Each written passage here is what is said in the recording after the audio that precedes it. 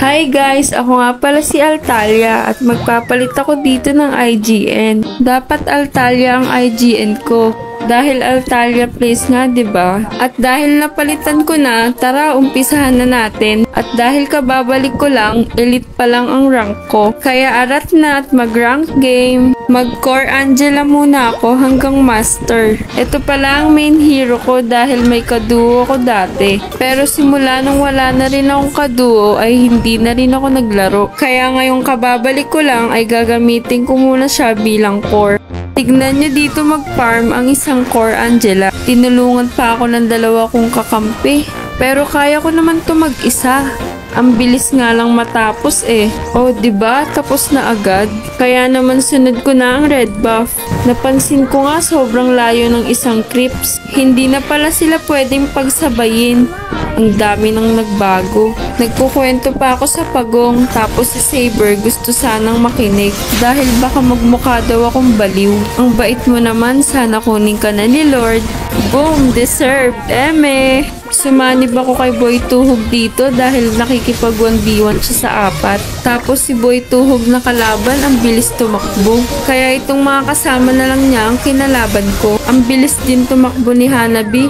Mga races siguro sila. Si Saber masyadong matapang.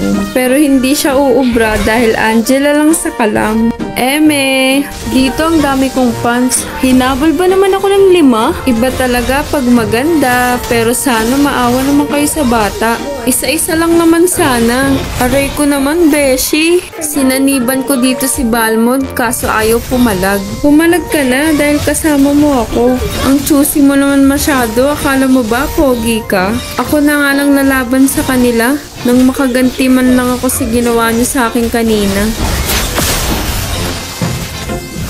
Ayan, dalawa sa kanila natumba. Taghabol na naman ako dito kay Boy Tuhog.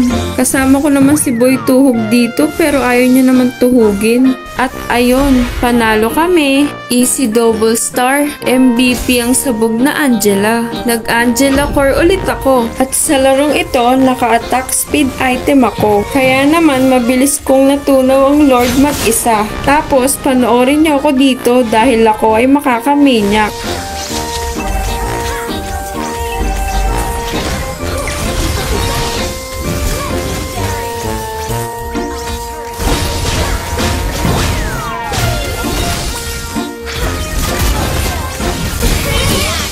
At ayun, panalo kami.